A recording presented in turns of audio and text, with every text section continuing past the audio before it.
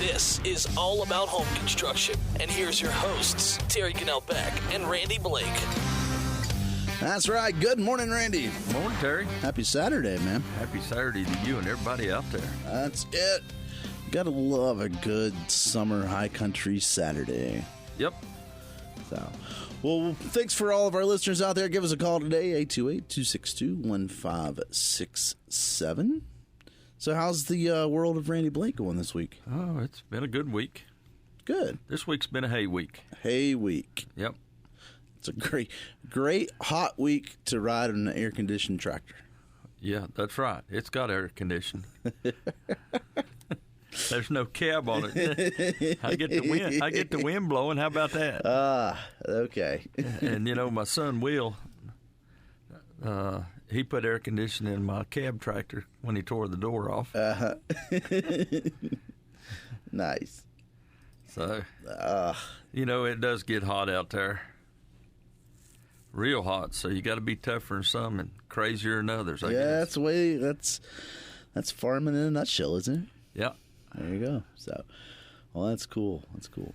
Well, you have some things coming up at the VFW, some dinners and some breakfast coming up, and you got all sorts of stuff going on. Oh, yeah. We got breakfast next weekend, and we appreciate everybody that came out for the last breakfast. That was our biggest breakfast. That's awesome. 40 people. Sweet. So next weekend on the first of the month. From 8 to 11, yeah. First Saturday. Sweet. And then we have our big dinner coming up on August 19th, the dinner for two, or if you think you're big enough to eat it by yourself. Is there like a challenge? I get a T-shirt. Yeah, no, you don't get a shirt, but we'll see who the biggest eaters in the county are. All right, that's fair. That's fair. So instead of selling tickets, we're going to do a sign-up sheet, but you do have to come by and sign up and pay for it. Okay. And Terry did put my advertisement on the Facebook. It's nice. Yeah, we're putting that up, and just to help the VFW out, and so I like the well, it's not the ticket idea, but I like the sign up sheet, but because that allows you to it's not to exclude anyone, it's just to allow you to fix what you need and make sure everybody gets food. Well, the thing about it is it's an expensive dinner, and I just can't order one. Yeah, exactly. Or I can't order 20. You know, there'll be some waste left over. So yeah, but it's going to be a big meal. Nice. And we posted the pictures on Facebook. Yeah, and looks good. So I did all my test runs on Sundays, and I don't ever tell anybody when I'm going to do it, and because I like to get a piece of what I'm testing. That's funny. And out of that 2-pound rib, I only got 2 pieces about 2 inches long and 3/8 thick. They eat the salmon. I made enough beans so everybody could get beans, the bacon fried beans, and then we cut all the potatoes up in quarters, and I didn't get nothing. You didn't get anything. Just them 2 small pieces. Well, it's because you should have invited me over, and see, I wouldn't have brought anybody. We'd have just ate it up. Yeah. Yeah, that's right. That's what I'm saying. You're inviting the wrong people over. And the fish and chips, I actually at 7 o'clock sold the 4 last pieces of fish. Nice. And the shrimp cocktail and the shrimp scampi went over excellent. And so I sold right at 10-pound of shrimp too. That's cool. Sweet. Nice. So when's the next dinner again? August 19th. August the 19th. But breakfast is August the 5th. Yep. So next Saturday. Cool. There you go. That's your next 2 weekends planned out, basically. Yep. And come join us. This morning it cost me $10 for breakfast at another place, and you didn't get as much, did you? And you don't get the variety of what you get, and plus it helps the VFW. Well, that's it. It helps the veterans. You get these fast food breakfasts, and they cost $8-10 anymore, and I mean they give you food, but they don't fill you up. And this way you get a good old-fashioned breakfast, and you're helping a good cause, and so that's always a good thing. Well, that's what it's for. And I hate to say this, but it's a dying cause. Sure. Did you know this week, last of the Navajo code talkers. I didn't see. Yeah, I knew they were There's one getting left. thinned He's out. 101 years old. Yeah. Okay. I knew they were getting thin, but I didn't know. And the last one. So that's cool. So you got American Native and World War II veteran. Yeah, that's cool. That's cool. And that's that. I'm all about history. That's a cool movie. If you ever see that movie about the Navajo talkers. Yep. Wind Talkers, I guess is the name of it. It's a good movie. I got the impression I'm no World War II expert by any means, but I got the impression that's a pretty accurate movie for a historical movie. Well, probably pretty close. You know how Hollywood is. Yeah. You know they have to follow. They change things up to make it a script, make it cute and dramatic and Yeah, correct. yeah. But it was that dramatic. Yep. And I mean, what I mean by that is every code talker had so many Marines with them, and their job was to shoot them. That was it. Not to let that code out. You know, and that was, my brother-in-law was the same way. And when he's in Desert Storm, before Desert Storm, and he talked about that scaring him quite a bit. Yep. Oh yeah, I can imagine. Because those are important people. Yep, definitely. And Tom Rainey told me yesterday that they used Spanish people in Vietnam to talk. Okay. He said they never knew if the Viet Cong or the Chinese broke the Spanish part, but that's cool. Pretty wild. Eh? That's pretty cool. So, well, cool. Well, I'll tell you what. Let's get into some all about home construction. We got. I do have a question for you, but I'm going to save this week's question because it's going to kind of tie in with our topic. So, stay tuned, and I'll ask you the question later on in the show. Thanks for listening to us. We'll take our first break. We'll come right back right after this. Are you looking for a sawmill dealership that can provide you with the quality equipment you need to get the job done? Look no further than Blue Ridge Sawmills. We offer the full line of Hudson sawmills and sawmilling equipment, from portable sawmills to skidding winches.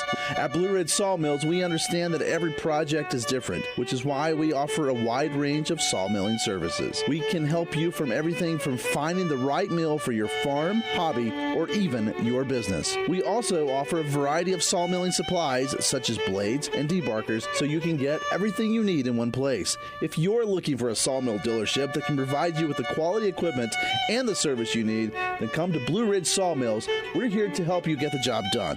Call or visit our Cana, Virginia store at 276-755-3833 or our Asheboro, North Carolina location at 336-964-8304. That's right, all about home construction here on WATA. Again, give us a call, 828-262-1567. Don't forget about the podcast, All About Home Construction, as well. You can reach out to us on email, allabouthomeconstruction, Gmail's email there. So check that out. Fun stuff. Thanks for all you do to listen to us and support us. Yes. So today's topic, a little bit about safety. Job safety, some tips and ways just to kind of stay safe, not just for you as a business guy yourself. Maybe you're a contractor or a subcontractor, or maybe you're an employee or you have employees. But we all have clients too, and so some of these things can apply to everybody. When we say safety, it's pretty much anybody that's going to be associated with. And then name the project, right? Correct. And you're correct right there about a homeowner being just as important as your employees and your subs. And that's the last thing you want would be a homeowner to get hurt. Exactly. Troy, it's been 10, 12 years ago at a Habitat house when Troy slipped and fell down through a stair chase. Yep. Hit the concrete and got a concussion and stuff, and that was just a mishap. Yep. And the thing is, I went back and looked at it because we put the roof on the house, and they did have a rail under it. It was just a freak accident. Exactly. And but most people don't realize that we're supposed to have a red line around the perimeter of a house being built, the framing on the floor, 6 foot from the exterior walls. Okay. And that is a OSHA requirement. So it's a visual of, hey, you're getting close. That's right. And to let you know that you have no business without a harness, because the rule is you can't go over 6 foot without a harness. Right. Mm-hmm. So I mean, all these precautions cost money. Yep. It's just not a free ride. Well, but the thing about it is, it keeps a lot of people from getting hurt. Exactly. You know, so many times we have this safety first mentality, or at least motto, right? But I always was appreciated, the Dirty Jobs Micro. Yeah. He has a slogan. He has a little program, if you will, where it's, safety third.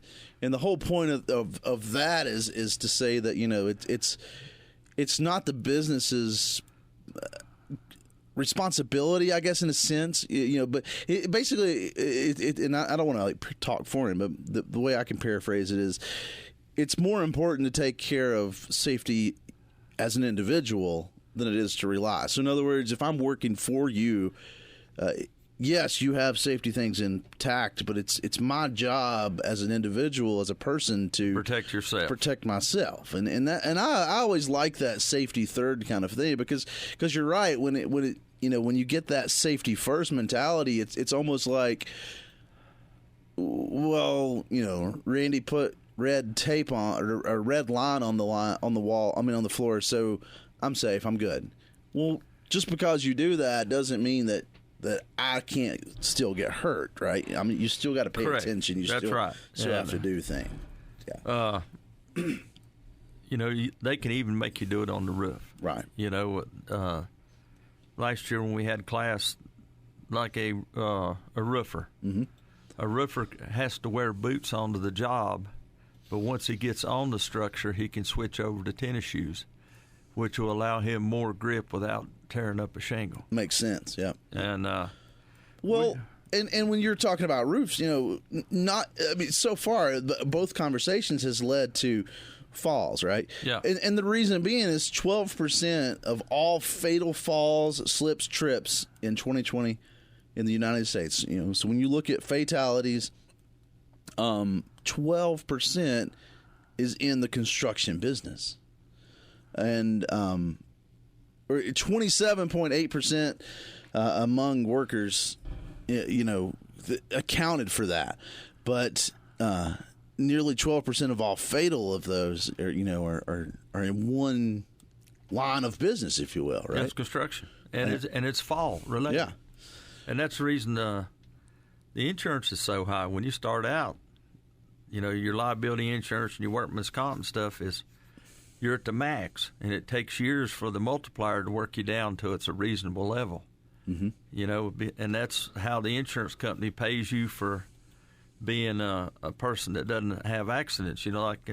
Right. If I make it to August 17th, I've had one accident in 35 years awesome. that I've had to have an insurance claim. But the point of it is, I'm the guy that's got hurt on the job, mm-hmm. and I take the time. I don't want anybody hurt. Right. Okay. Well, it's easy to think about those extreme cases, like you said. You're on the roof, right? You're putting in a window, so you're hanging on the side of a house, kind of thing. But anything that's over 4 feet, you can fall and get hurt on. So when you're building a set of stairs on a little porch out front, it's still a risk of falling. Correct. It is, and you remember the old spiral stairways? Mm-hmm. All right, they come in against the 4-inch pipe, and that was all Yep. the edge of it. Yep. And what changed the codes on that was elderly people walking up them, because if they come too close to the inside and they slip, There's not enough room. You go down. They can fall 21 inches in just a few minutes, and that's enough to break a hip. Exactly. Yeah. And most people don't think about it, but just like Terry said right there, just a small fall, even if you catch yourself, okay, mm-hmm. you can end up causing disc damage in your lower back, okay, from just that small sudden stop. And it doesn't take many of those falls till your back starts hurting. Exactly. Or you twist a knee or an ankle. Yeah. Or and then a lot more extreme, right? Like, it doesn't take much to fall and rattle your head, and get a concussion. We know so much more about concussion science now than we ever did before. And, back in the day, it was just like you just rang your bell kind of thing. Yeah. But you're getting a concussion, and that's, that's not a good thing. You can only get so many of those. And another thing, too, is you had on a job injury, you got to report it in so many hours. Mm-hmm. And that's for the labor department. They want to know what's going on. Right. And which we're pretty lucky here in Boone. Most people pay attention to what they have to do. Sure. Every now and then we'll have a death. I think 2005. Yeah, I remember. It wasn't too long ago. Avery County had one. 2000. Ashe County had one. 2005. And both deaths were freaks. Yep. But both deaths were caused by employees not doing what they're supposed to be doing. Right. And both of them incorporated felting over a chimney hole. Mm-hmm. Where the chimney was coming through. Yep. Instead of cutting it out and letting the rain come through. Yeah. Or covering it up and make sure that everybody's off the roof and putting a red mark around it, letting them know that it's there dangerous. It is, yeah. Well, and for those who's doing the actual labor, obviously, and it makes sense, right? Like all workers are at risk, but what we see is those actual laborers being at the biggest risk in terms of the trips, falls, slips, that kind of thing. But again, to me, it's just one of those things that, like, you think about it in these huge, climbing the ladders kind of thing, but it's some of those little things like the trips. I mean, how many times do you put down, you trip over sawdust, or you got a scrap board? And I've done this before where you've got a scrap. You cut off the end of a 2x4 or something like that, and you leave that little 4-inch scrap laying down, but it only takes you to step on it, and then you've twisted your ankle. Yep. Especially when you're carrying something, How many times have you been trying to move something or carry something heavy, where you're not really watching your feet, and then you step on something, even something 2 inches tall, a little block. That's enough to roll your ankle. Enough to roll you, and then you're carrying something heavy. There you go. If you're on the scaffold, that's the highest fall you ever make. It scares you to death. Yeah. An inch and a half. Yeah. Exactly, and so that to me is one of those important things that just gets overlooked because it's so it's one of those things that's something easy to fix. It's easy to sweep up stuff. It's easy to clean cords out of the way, but it's also easy to leave them. Yes, it is, and that's where the problem comes to. And so there's a cost on a house every day, that 15-20 minute cleanup. Sure. Okay. And most of the time the contractor absorbs that. Sometimes there has to be so much in the bid. Right. And so I'd say probably, if you really think about it, a house about 5% for safety. Mm-hmm. Mm-hmm.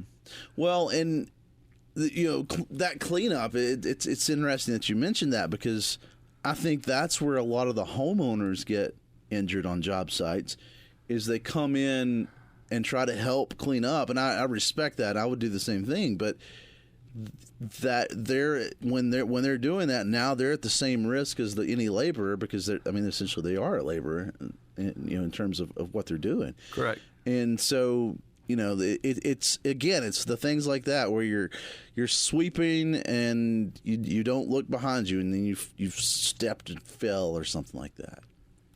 And it only takes a second. Exactly. So. And we've had homeowners come on the job and do exactly what you said. They want to help clean up and stuff. And the good point of them is most of them get burnt out with it and leave. Yeah. And, there's nothing wrong with sweat equity. Sure. As far as I'm concerned. But they still have to, me being the licensed entity on the job, even though they own it, they still have to abide by my rules. Sure. Yeah, exactly. Well, I sort of mentioned something there, talking about heavy lifting and carrying things. Nearly 93% of all construction laborers are required to use what they call medium or heavy strength. And so I was reading a study where they've and this is 2021, I believe, study 2020, 2021, where they've taken all the industries, different works, different jobs, and kind of put them in a list of like carrying things and what you carry and how much. And it's just kind of interesting because it says on average construction laborers are required to lift or carry 58.8 pounds compared to the average for all other occupations of 26.3 pounds. Well, so that don't quite work because a bag of cement weighs 92 pounds. Well, I don't know the whole study, but you get a bag of cement, but then you're picking up your hammer next. And I think I think that's kind of the average is where that comes in. But but the fact that you're carrying that around all day and it makes sense because you wore a tool belt. Oh, that yeah. 13-ounce hammer doesn't feel 13 ounces when you wear it all day, does it? Well, back when I was framing, my hammer was 32 ounces. There you go. And then you had your cat's paw, you had your tape, and I always wanted leather bags. Yeah. So so that's heavy too. Instead of canvas bags, and you buy the tool bags. It's all built in one, and Yep. buckle in the back. Mm-hmm. Well, I always had a belt with my bags on the side, and I'd say time I got at the end of the day with all the nails and everything in it, and it probably weighed 15, 18 pounds. Right. And you're carrying that every time you move. And then, like you've said, though, bag of concrete, bag of cement, bricks and block. Those aren't easy. But even little things. How many times have you picked up a bundle of wood or a beam or something, and you're just like, man, this is just... Well, we've coated shingles in the middle of winter. I guarantee you weigh 150 pound a bundle. Yeah. And so when you start thinking about that, and then that takes its toll on the body. And again, the slips, trips, and falls aside, because anytime you add weight to carrying something, it messes up your equilibrium, and you're easy to topple over to something like that compared. But I think where we see most injuries in terms of weight and lifting is the actual lifting, right? Picking things up. And years ago we didn't have boom trucks, okay, and it all come on the job on a 2-ton or a 1-ton, and it wasn't nothing to carry 2 bundles of shingles up a ladder, to put them, because you had to put them on the roof. Yep. So that right there puts you right at 184 pounds that you had on one shoulder. Right. So, I mean, you had to have a little bit of muscle to do it, and which there's a little known rule that most people don't realize, and that you can get by with. And during the time period that my kids was growing up, is they could come on the job because they were my sons. Right. Mm-hmm. All right. And there's many a times Will and Adam was all the way up where I was on the roof. Yeah. And I grew up that way, being a farming kid, hanging the back, and the best part of that's barn tag, forward backer season, Yeah. Yep. So I've always used to being on high areas. Well, again, it's just a matter of paying attention, but even paying attention, accidents happen. That's the whole point of it. Well, and I like that you said that, because one of those myths that you see often is this idea that, well, they're called accidents, that just happen, and they do, but at the same time, if you're being proactive and you're putting the steps forward, it reduces that chance of accidents. Correct. And so that's the key. We'll be right back right after another break. Thanks for listening to us. Are you looking for a sawmill dealership that can provide you with the quality equipment you need to get the job done? Look no further than Blue Ridge Sawmills. We offer the full line of Hudson sawmills and sawmilling equipment, from portable sawmills to skidding winches. At Blue Ridge Sawmills, we understand that every project is different, which is why we offer a wide range of sawmilling services. We can help you from everything from finding the right mill for your farm, hobby, or even your business. We also offer a variety of sawmilling supplies such as blades and debarkers, so you can get everything you need in one place. If you're looking for a sawmill dealership that can provide you with the quality equipment and the service you need, then come to Blue Ridge Sawmills. We're here to help you get the job done. Call or visit our Cana, Virginia store at 276-755-3833 or our Asheboro, North Carolina location at 336-964-8304.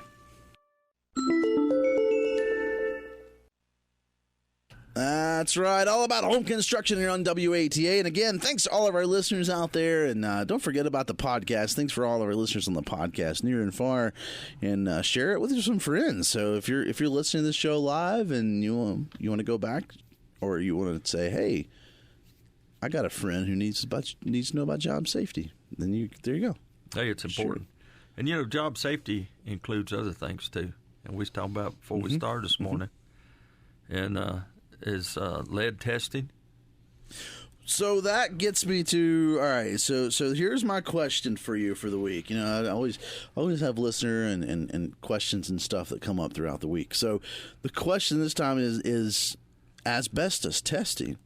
What about those little test kits? You can find kits online or at a box store that you can buy and send off, and anywhere from $10 to $60, right? What about those kits? Like how? I mean, what's your thoughts on those kits? And that was going back to the safety part. But what's your thought? Well, when it comes to asbestos, we're taught what we can touch and what we can't. Right. All right, and we've all walked on asbestos tiles all of our life. They're not full 100 asbestos. Right. The drop ceilings in your commercial. In your doctor's office, if they were built in the 60s, 70s, 80s, they still had asbestos in the tile. That's to keep the building, allow people to get out. Not much asbestos in any side, drywall. We had a scare from, about 10 years ago from drywall coming out of Canada that had asbestos in it. Right. A lot of countries aren't as strict on their rules as we are. Sure. And as a contractor, I can remove legally certain types of asbestos in a house. Right. Okay? And that's the ceiling tile, the floor tile.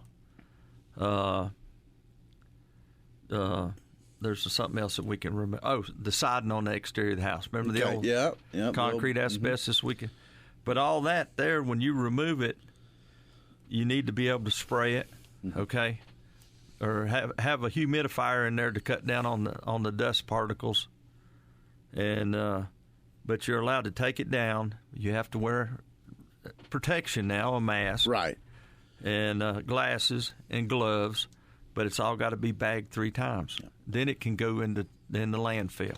Well, that's the thing about these kits that I have kind of researched is whatever kit you get, is make sure that you're wearing a mask and wearing gloves and goggles because most of those kits you're cutting. The one example I was reading about, was talking about the ceiling tiles in a house, a residential house, and so the guy was cutting a 1x1 or 2x2 little square out of the ceiling.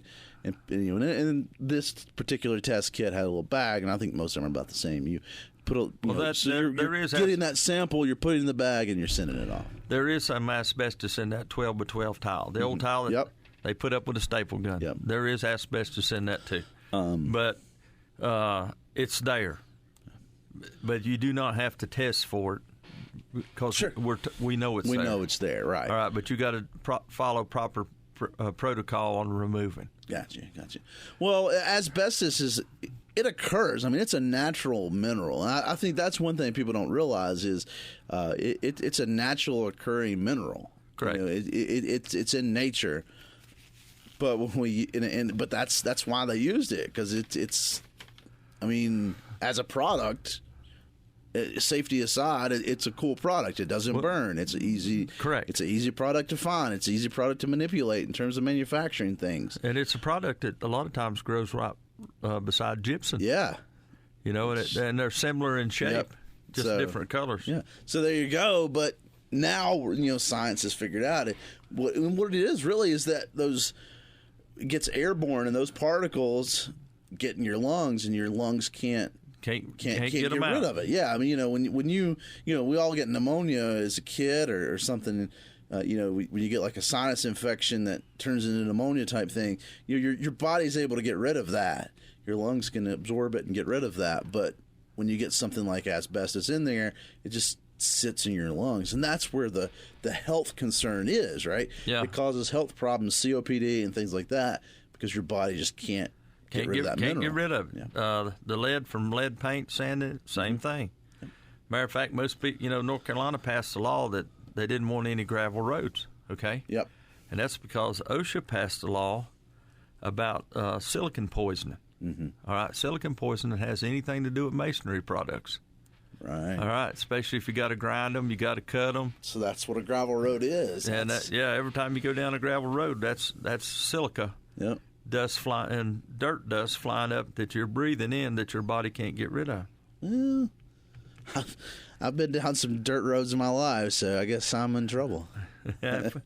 But the tests are a good job. To mention another test that doesn't even pertain to what we're doing, but radon tests, they're a good test that you can do in your house. Right. But the only thing about a radon test is you cannot disturb that area for 3 days. You can't. That's the hard part. You can't open the door, close the door to see you're putting it in your basement.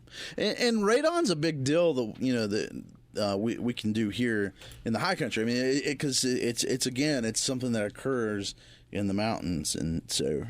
But I blame that on a lot of contractors because they don't put down a good plastic on the ground, right, or underneath their concrete, or like what we like to do is chalk a line around, and we like to take weather shield and make a gasket all the way around the concrete. Yeah, and then glue it. Then it glues to the 6 mil plastic. That's still going back to the safety aspect of that is the construction methods that we do. Impact safety a lot. I mean, that's what the code book is for in a lot. I mean, essentially, right? If you could sum up the code book, the reasoning for the code book in one sentence is for safety. It is for the homeowner. Yeah. But it's a minimum code. Exactly. Yeah. And if there's somebody out there that builds to the code, then they're not a very good builder. I hate to say that. Right. Because most people exceed it. Yeah. Well, and the same thing happens with OSHA standards, right? If you have a job site where you are just doing the bare minimum safety, it's probably not the safest job site. No, it's not. But I'm thinking, too, that when you have these, construction methods impact safety and health as well, I think, because how many times let's take the example you were just talking about with radon, right? By cutting a corner on something as simple as laying plastic, you're now endangering the homeowner with, say, radon. Or something as simple as skipping a stud in the wall. Now you're endangering the homeowner because that wall could fall and hurt somebody. Not necessarily. Well, that's probably but you know what I'm saying. Yeah. Like when you build, and that's what the code's for. I mean, we say the code's to keep the house from falling down, but the truth is the code's to keep the house from falling down and hurting somebody. That's right. We if you look at North Carolina codes, and golly, there I'm stumbling around. But let's go back here. Let's do these tornadoes that hit last week. Yeah, those were little older homes and stuff like that. But when we get hit with hurricanes and stuff like that, North Carolina homes have a tendency to hold up a little better, especially the newer homes than other states. And that means a lot because let's take a big storm. If we didn't have all the hangers and the bells and whistles that we put in the house, there'd be a lot of debris flying. Sure. Because when I was out in Oklahoma, I'm going, why don't anybody do any metal roofs out here? And Adam said, well, the problem is it's dangerous, Dad. It's a big sell. When the tornadoes come through, it cuts up a lot of people where shingles can hit you and bruise you. Yeah. They won't kill you. Makes sense. And Tornado Alley, and we got to experience some of the tornadoes out there on TV and watching the storm chasers, but we build pretty good homes here. Yeah. And with the way North Carolina wants us to build, yes, it makes our homes a little more expensive, but they should hold up a lot better down the road. The biggest trouble we have is we got a homeowner that wants to buy a set of plans, and he wants us to build to those plans when it doesn't meet the state regulations on wind codes. Well, and that's where it's important to know, or to have a building or engineer that understands the location and locality. Correct, because now, like we've said before, and I've asked the questions why we're not building seismic in our homes, but we're the answer that I got back is that we're building. North Carolina's doing wind codes instead of seismic. Yeah. Commercial's been building seismic since 1986. Mm-hmm. And the other day when I was looking at the new school in Valley Cruces going up, because I was putting hayfield up right beside it, and all the rebar was sticking 4 foot above the block. Yeah. So that guy right there has to pick that block up 4 foot just to lay it down. Yep. And so whoever puts the rebar in's got to make sure it's right, it's coming from the ground up. Sure. And so that'll carry all the way out the top, that rebar will, and connect to a plate on top so the rafter system connect on it so the wind can't pick it up. Yeah. So it's connected all the way to ground. That's the seismic part of it. Okay. Well, ours with the wind would be the hangers. Right. Proper nailing. We have a code for nailing the sheeting on the wall. We have a code for nailing the sheeting on the roof. Yeah. And it is all for the wind. Exactly. Yeah, because you don't want it to take off. But I would imagine there's some crossover with the seismic. I mean, if you got a properly placed nailing pattern and correct hangers, it's going to help with the. Yeah. That's good. That's good. All right, we'll be right back. More safety right after this. Thanks for listening. Are you looking for a sawmill dealership that can provide you with the quality equipment you need to get the job done? Look no further than Blue Ridge Sawmills. We offer the full line of Hudson sawmills and sawmilling equipment, from portable sawmills to skidding winches. At Blue Ridge Sawmills, we understand that every project is different, which is why we offer a wide range of sawmilling services. We can help you from everything from finding the right mill for your farm, hobby, or even your business. We also offer a variety of sawmilling supplies such as blades and debarkers, so you can get everything you need in one place. If you're looking for a sawmill dealership that can provide you with the quality equipment and the service you need, then come to Blue Ridge Sawmills. We're here to help you get the job done. Call or visit our Cana, Virginia store at 276-755-3833 or our Asheboro, North Carolina location at 336-964-8304.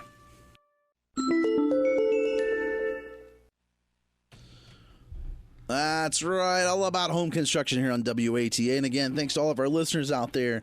And share with a friend. Tell some friends about it. That's what we ask. Talk a little bit about job safety.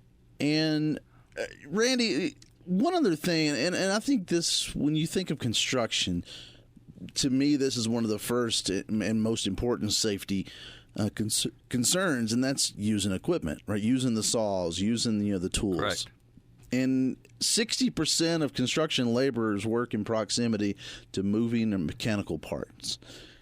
I would say that's probably a little low. I'm curious to know what the U.S. Bureau of Labor Statistics, like what they consider machinery and moving parts, because how many times on a job site do you not use a saw, right? Well, quite a bit. When most people, growing up with a saw wasn't nothing to me. Mm-hmm.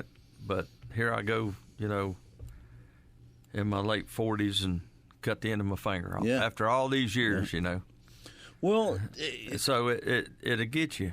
The biggest thing about, and what I tell people is everything we use on the job type of saw, miter saw, any electronic product or electric product that you use is over 60 decibels. Right. Okay. And wait, huh? What'd you say? Huh? Yeah, you heard me. Huh? And they want you to wear ear protection. Yeah. And I have a hard time wearing ear protection because when you got your ear protection in, you can't hear what anybody else is saying. Yeah, I know. And that's just important to be able to. Well, but then you're like me, and so I'll start to wear headphones to help knock out some of the background noise. But then on the flip side, what am I doing? I'm turning my music or my podcast up. That's right. So see, it defeats the purpose. Yeah. And then it defeats the point of safety. Yeah. So if you're right-handed, put your little squeeze bud in your ear on your right ear, so that way your left ear's open. If you're left hand, put it in left hand. So there's a compromise there. Well, for me too, I think, you made a good point with the decibels, because that's one of the things that we don't, but safety glasses is the same thing, right? It's one of those things that how many people when they turn a saw on, make one cut, actually drop the safety glasses down and put them on, right? Yeah. I'm real bad to not do that one. I'll tell you what. And I can't stand my glasses to get dusty. Well, that's me. And I'm real bad. I'll call myself out on this one. I'm real bad when, you were talking about working for 40 years with a saw and then finally getting hurt on it, right? Yeah. And I think a lot of that becomes like when you're younger and you're, get a new tool even today, right? Like if you get a new type of saw or a new something, you're careful with it. But after you've done it 100 times and muscle memory takes over, that's when you don't pay attention. And, Correct. And there's been times where I've taken, doing floor work where I got a jigsaw. I'm real bad for this one where I'm just kind of holding it in between my legs, and cutting a corner off, or like if I'm scribing around a fireplace or something. And it's little things like that where you try to rush or you try not, like I'm going to save myself a 10-foot walk by just cutting it right here. And those are the things, that's when the danger happens, right? And you see that, like, how many times have you saw, good or bad, I would say bad, but how many times have you saw someone grab a circular saw and out in the middle of the air and cut it, right? Yeah. I've done a lot of that. Yeah. Golly, you have to. You have to, but at the same time, when you do that 100 times, that 101 time, you're not thinking about it the same as you did that first time. And you catch your cord, or you catch this, or you drop this, or your fingers are too close, and that's where the problem comes. Like I was telling Terry, it's against the law to walk a wall. Mm-hmm. Okay? And let's say, now that we build more out of 2x6s, which we can go back to build 2x4s now under the new codes, and but there you are, you walk on the top of a wall, and generally with a rafter system like that, you walk in 3.5 inches, and you're always cutting your rafter tails from up above. Yeah. And there's some instances, OSHA wants you to build a scaffold from the ground all the way up to cut that off. Right. Okay? But when you're 50, 60 foot in the air, that's a long scaffold to build up. Yeah. And plus you have to brace it intermediately, so now it's better to go ahead and put your harness on and reach over and cut that. Yeah. And you're doing it, and you have to learn how to cut left-handed. You have to learn how to cut right-handed. Yeah. No, I feel you. And people just say, well, how do you do that? And I said, well, when you grow up doing it, you can do it. You start to do, yeah. Well, the last sort of thing that I think is important when we're talking about job safety, and I know this is one of those sort of required things as well, but it goes a little deeper than that. But that's maintaining like a clear and transparent communication with everybody. With everybody, exactly. And that goes everything from maybe a sign if you need it, the red line taped or painted on, like you said, all the way down to that weekly safety meeting. Well, every Monday morning, you're required to have a safety meeting. And a safety meeting doesn't just pertain to just safety, just safety by itself. What I mean by that is, when you go to job, you need to have your safety meeting on the job for what you're getting ready to do. Right. Okay. Here a few years ago, we had to take down a concrete column. I showed Terry the pictures of it. It's 35 foot in the air. Yep. And out in the middle of a bunch of columns because it was the only one falling.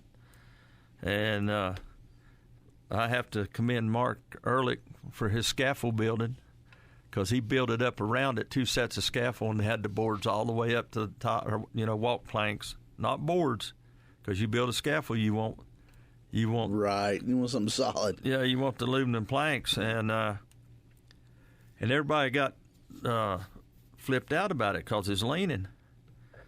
So I'm the oldest man in the herd, and I ain't afraid of heights. So I put my harness on, crawled out there, and I'm the one that cut it loose. Right. Sure. But I took a chain and I put around it, and I tied it back to the house, so in case if it did, you could right. Because if that thing moved, it would have tore about down both scaffolds, and which the type of harness I use, we use rock climbing harness, right, instead of the OSHA harness, because the rock climbing harness is approved, but you're tied off at the front. You get a different point, yeah. Not the back above your shoulders, but that way you can let yourself down. Exactly. Instead of your lanyard, once your lanyard kicks, yep, and you go down 8 foot, then somebody else has got to release you to get you down. Yeah.